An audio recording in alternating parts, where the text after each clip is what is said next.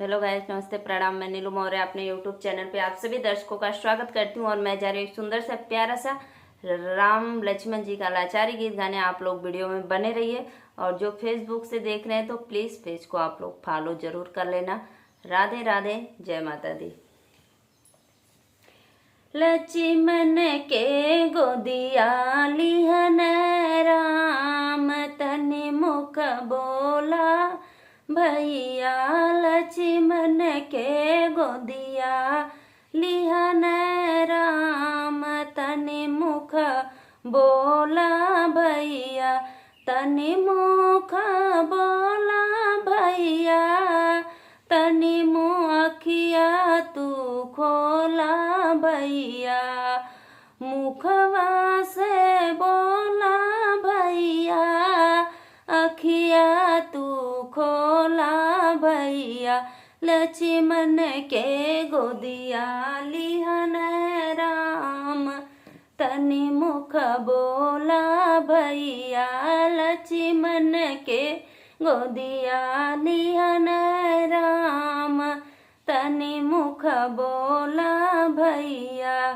के करहाराना भैल, के कर माराना भैल, के करहाराना भैल, के कर माराना भैल। के करा के लागल सकती बाड़, तनि मुख बोला भैया। के करा के लागल सकती बाड़, तनि मुख बोला भैया। सीता हरणा भैल, दशरथ माराना भैल।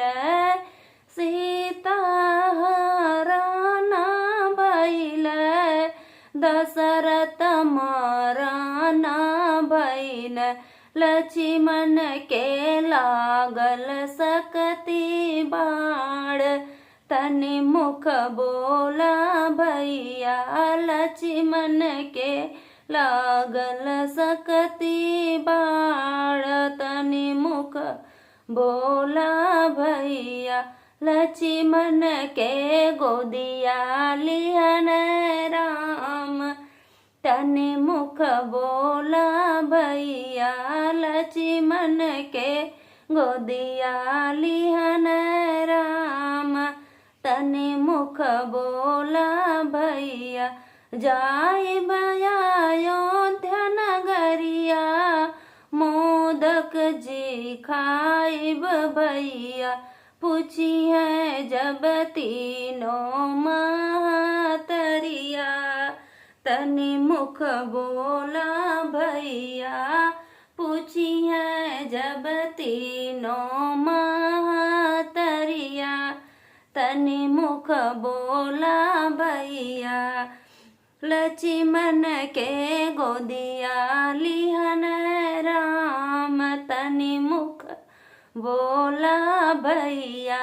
लक्ष्मण के गोदिया लिहन राम, तनि मुख बोला भैया। मुखवा से बोला भैया, अखिया तू खोला भैया। मुखवा से बोला भैया, अखिया तू खोला भैया।